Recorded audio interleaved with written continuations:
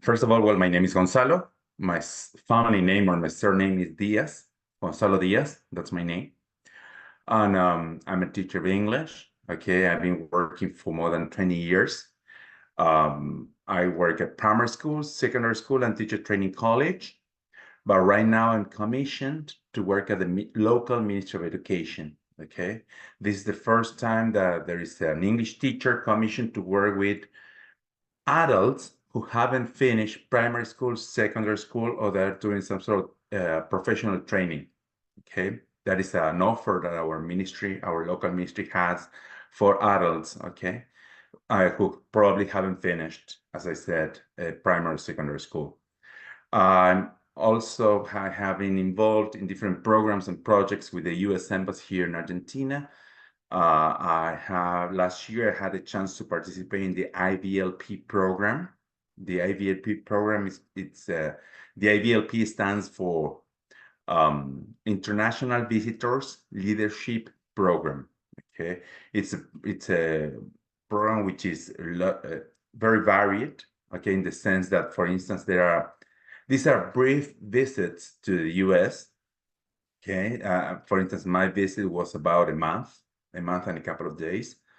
And during those days, I had a chance to meet my counterparts, that is teachers of English there in the U.S. in different cities. We had a chance to participate at a TESOL convention, that is a English teachers convention, okay, in the city of Portland. So I had a chance to visit many different cities and to be in touch and networked with many educators. Okay. Besides that, in my city, we had a chance to have an International Congress of Education. Okay, different editions of this International Congress of Education, and during those times, we had a chance to have finalists, winners of the Global Teacher Prize coming over. Okay, and even online.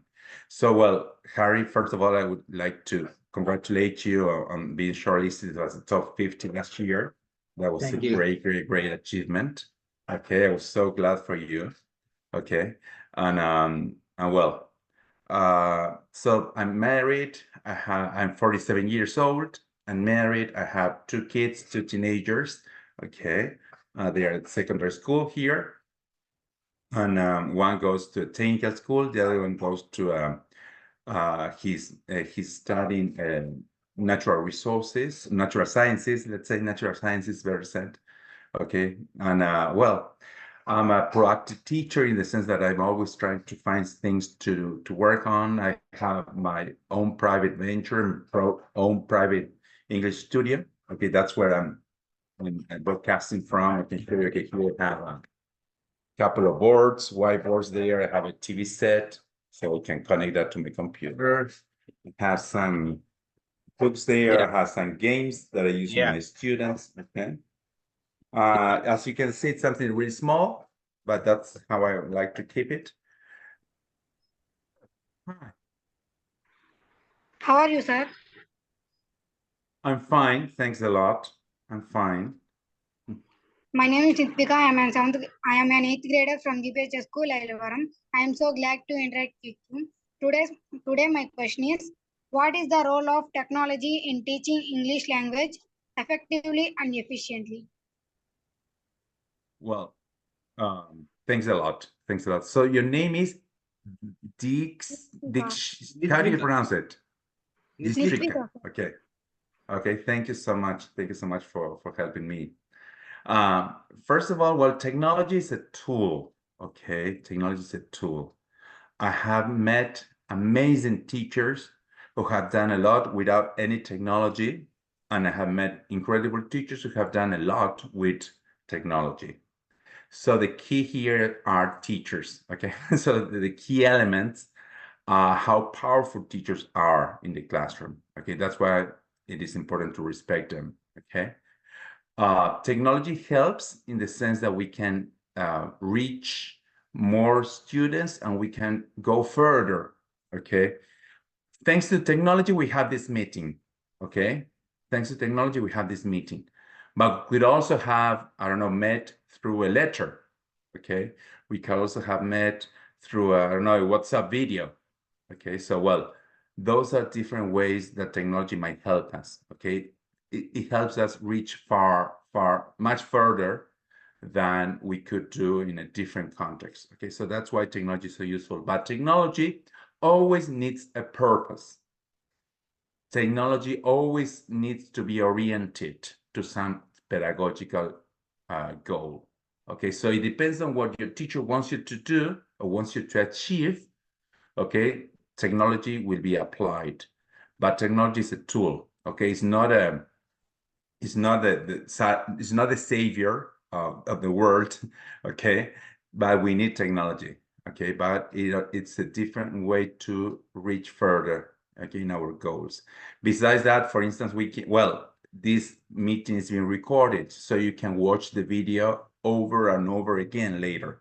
Well, that's a great purpose of technology. Okay, that we can go over the same content many different times until we can understand everything. Okay, so that's really, really powerful. Okay. Hi, very nice to meet you.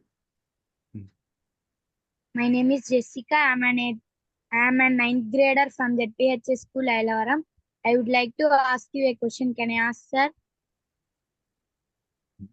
Yes. Could you please tell us joyful activities in teaching English language?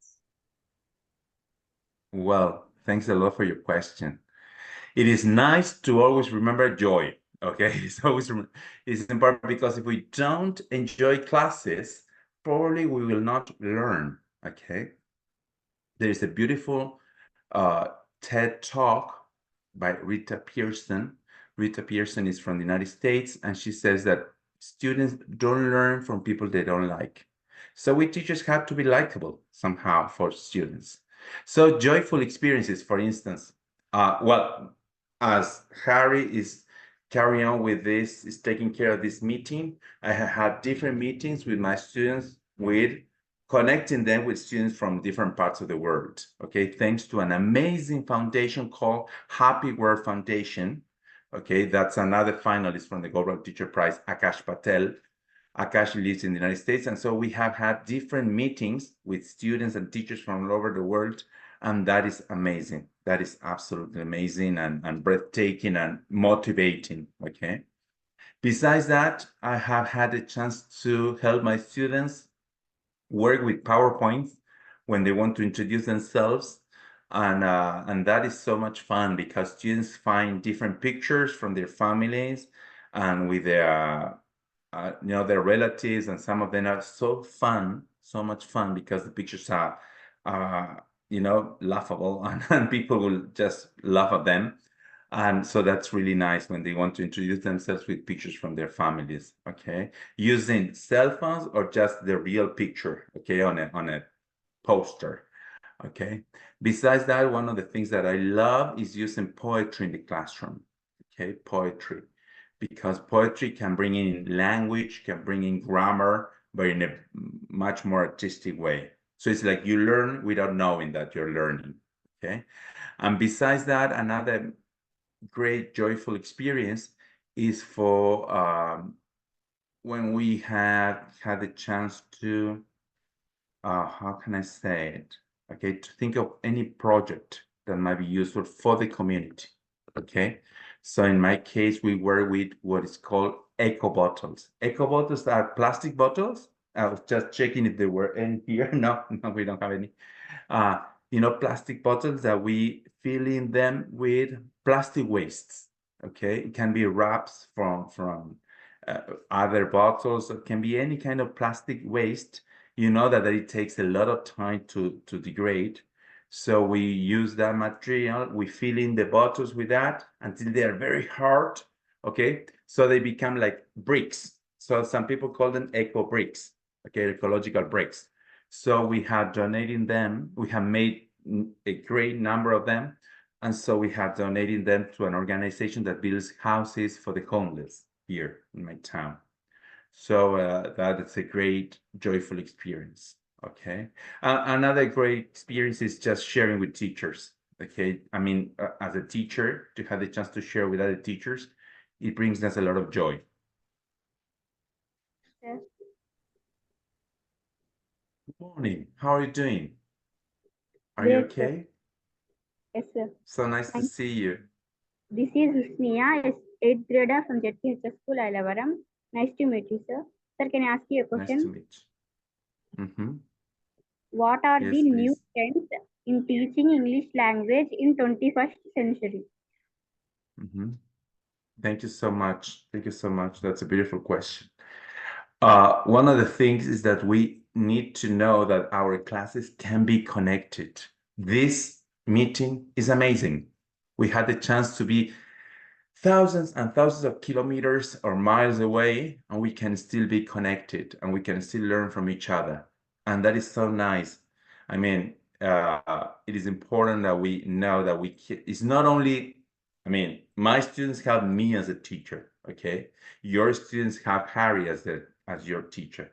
It is amazing that we can have a different voice in the classroom, okay? So they don't only listen to, I mean, Harry's students do not only listen to Harry, but they also listen to me, okay? So we have this amazing chance. And you also have, in some cases, you can listen to YouTubers, you can listen to influencers on TikTok, YouTube, okay? All those amazing social networks. And we teachers need to include that in the classroom. Okay, we need to include that because students can learn outside of the classroom. Okay, it's not only that you learn when you are in the classroom, but you can also learn when you're outside of the classroom. So that is the really enriching experience, okay? Because you have exposure to English. I mean, you can listen to songs in English, okay? Let me tell you something. Some years ago, when I was a kid, the only chance that we had to listen to English was in the classroom, okay? But now you can listen, I mean, with your cell phones, on your computers, if you have the chance, okay? You can watch a music video as many times as you want, okay, until you learn those lyrics by heart, okay?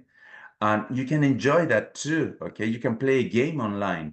So all those opportunities are really enriching our practice, okay? Because it's not only that I teach you and then I will see you next week and that will be all. No, you can practice at home, okay? And you can practice with your friends and you can have fun with the language, okay? You can invent words in English and then see if they are right or wrong, okay? And they invent a word. Then I told him, no, it's not bouffant, it's scarf, okay? Oh, it's great. So we shared, okay? And it's so nice when students do that because you can learn. When I was a kid, if I wanted to listen to a song in English, I had to call the radio station. I had to ask them, please play this or that song.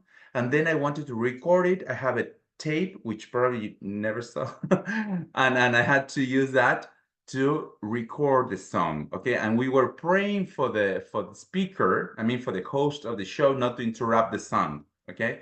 Because sometimes they interrupted the songs just to make an announcement. But so in my case, that's how I learned, and I could learn. So it's possible, like it's possible. And now we have all these resources on the internet, and we have all these resources, okay, regarding technology. So it is important that we use them. It's important that we use them always with the guide of our teachers. Okay. How are you How are doing? you, sir? I'm fine. I'm enjoying being with you. Hello, sir. This is Mamata, a 8th grader from GPHS School, Ailavaram. I would like to ask you a question, sir. Can I ask? Yes, please. Here, my question is, what kind of qualities should an English language teacher have to become a role model for other teachers? Well, it's a very profound and deep question, okay? We teachers, generally, I mean, at least in my context, we tend to work alone. That is, we don't have much opportunity to share. That's why I believe that we all need to have some sort of time to share with other teachers, okay? That we need to have these opportunities to share with other teachers, English teachers, or probably from some other subjects, because we also need to think of interdisciplinary projects, okay? Because projects are very hard to be carried on when you're working alone. But if you're working with other teachers, it's easier. So I believe that's one of the qualities that we need to have. We need to be flexible and we need to have some sort of teamwork skills. Okay, so we need to work. with teams. Okay, we need to become, for instance, I don't know, leaders sometimes, or sometimes we have to provide an idea, or we need to bring in something new or innovative into the classroom. But we also need to reflect. We need to think and think and think. That's, I believe, it's our main work. We have to think, okay, how can we make this class more interesting, more attractive? Okay, what are our students telling us? Okay, that they like songs. Okay, so we are going to use songs. Oh, they like games. We're going to use more games. Okay. Oh, they enjoy writing, so we can provide some writing opportunities. It is important that we listen up, that we have our ears open, so we can listen up to our students' needs and preferences too. Okay, because each classroom is unique.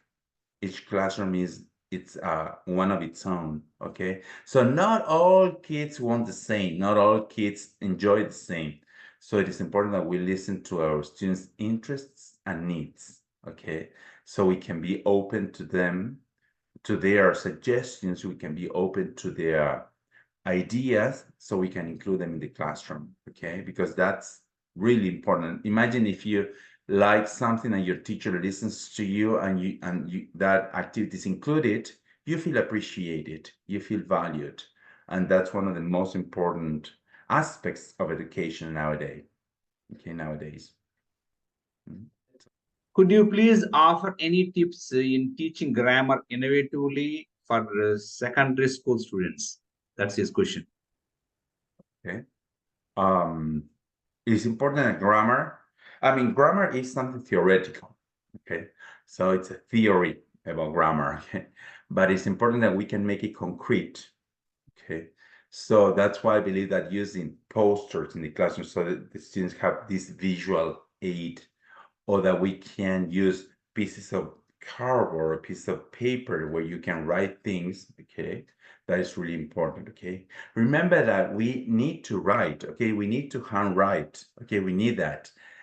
There's a tendency, or there has been a tendency, to use the computer a lot, and that's good, but we also need to handwrite, because that helps us internalize the concepts. So we need to use our hands and write. Okay, so that's how I believe that grammar can be more approachable. Okay, and also games such as, I believe the use of games, I mean, it's repetition through the use of games. Okay, or through the use of chants also. Okay, so you can say just a little chant. You can say sorry, you can say a little chant such as I remember that I was teaching my little kids, the family members.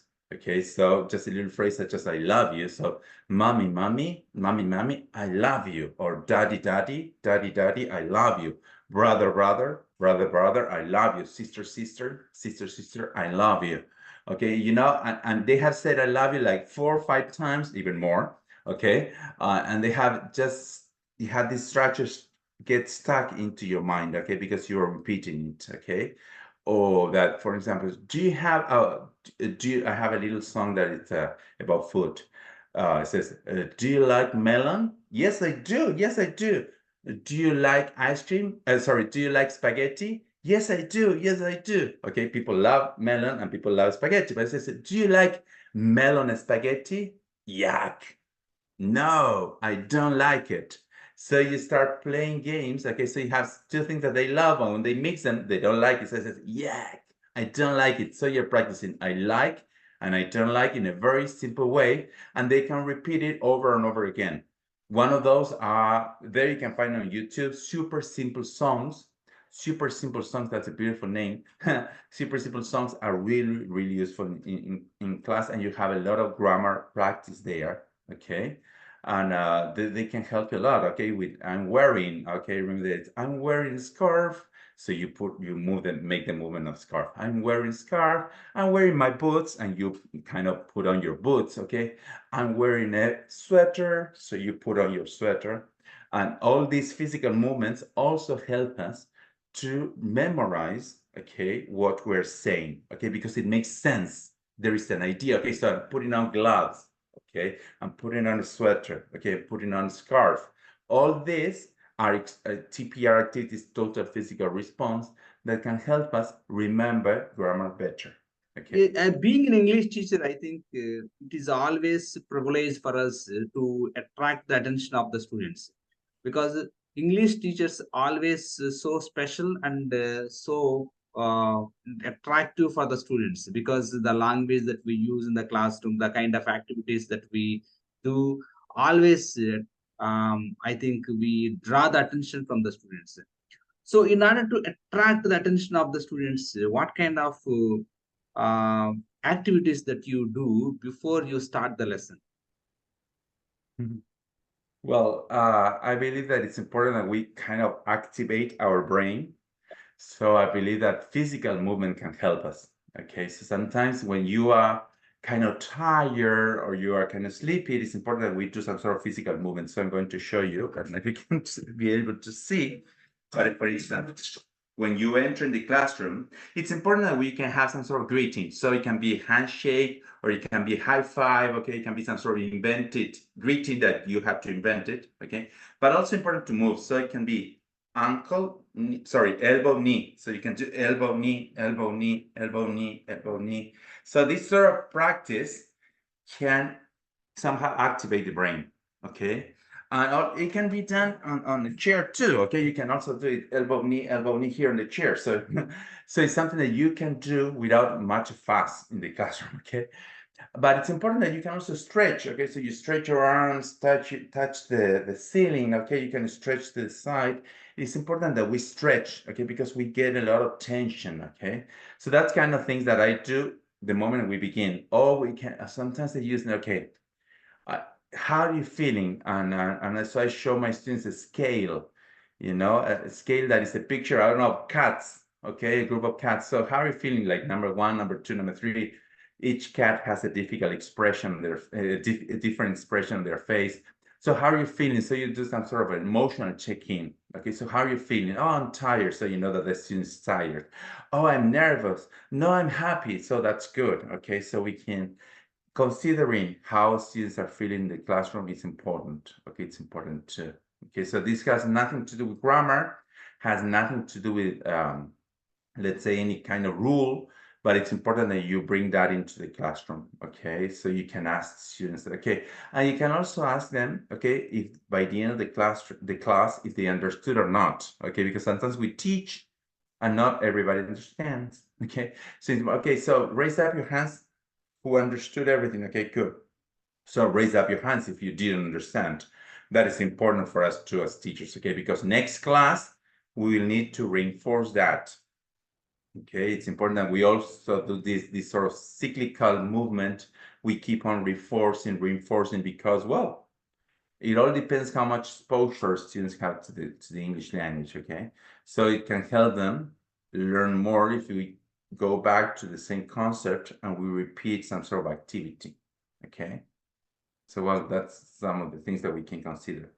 Yes, thank you so much for giving us a great input regarding this. So in English, in fact, in India, is taught as a third language. So the regional language, first language, and national language, second language. English is taught as a third language.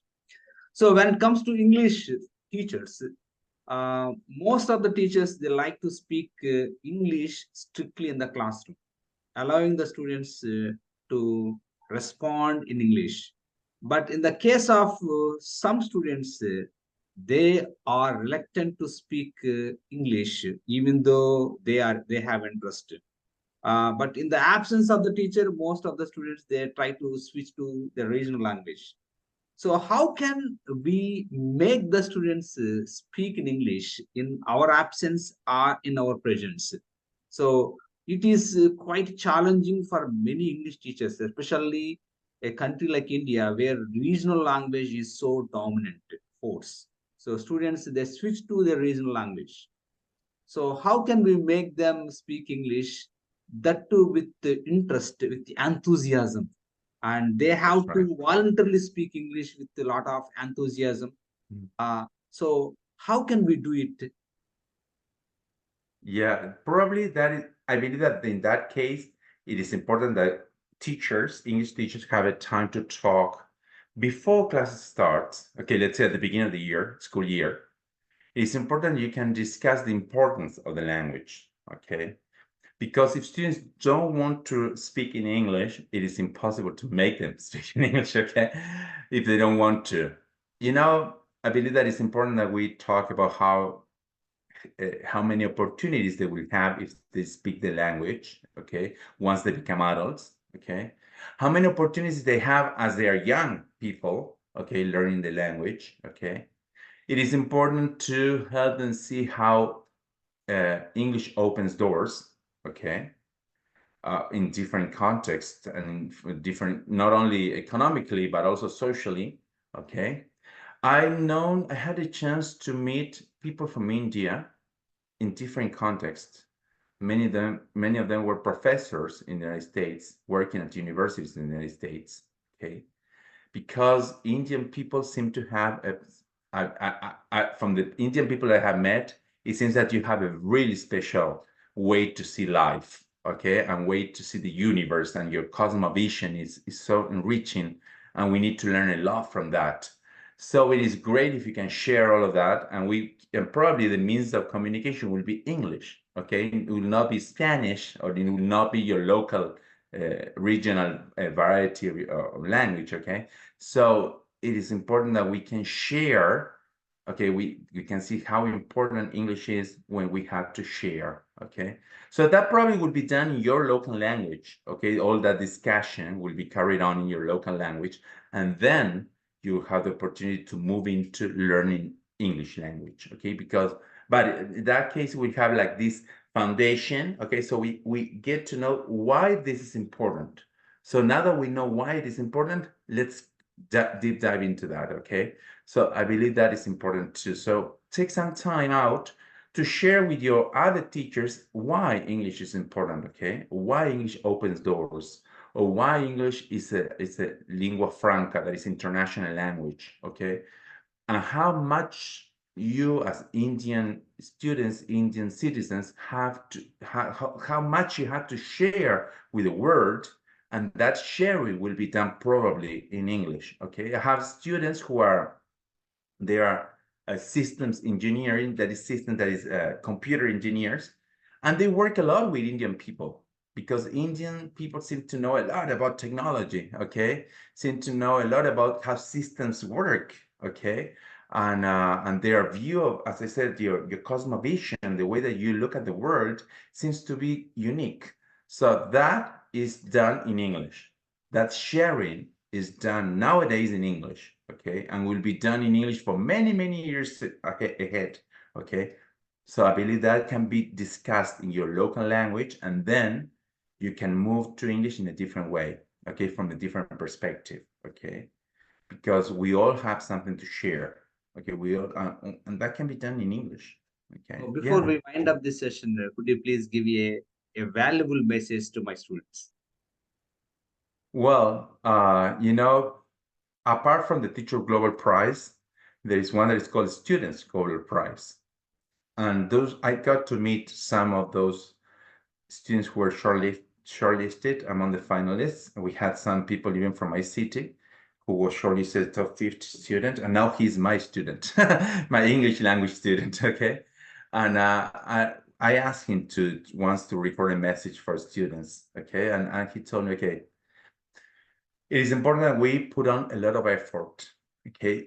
Education will be the only thing that can change society, okay? It's not politics, it's not money, it's education, okay? It's education. So that passion that you have for learning, you had to keep on working on that passion, okay? If you like sciences, go for it. If you like language, go for it. If you like mathematics, move on that way, okay? So keep on learning on those things that you love, okay, that you enjoy. You like cooking, okay? Become the best cook that you can, okay? If you like, I don't know, drawing, become an artist, okay? Become an artist and enjoy that passion that you have, because that passion makes you unique. But it also needs to be studied, okay? You need to learn about drawing. You need to learn about art if you want to become a great artist, okay? Some artists have been self-taught, but most of them have studied, and it takes time, and it takes effort. Well, this is your opportunity. This is your opportunity to learn. This is your opportunity to study. So thank God that you can study. Okay, thank God that you can study. So take advantage of that. It's an amazing opportunity that you have had. Okay, so don't think it's easy. Take the long road, take the difficult road, study, study, study a lot. Okay, take a lot of time to study. Enjoy studying, enjoy being curious. Okay, enjoy being curious. And that thing that you find passion about, go for it. Okay, go for it.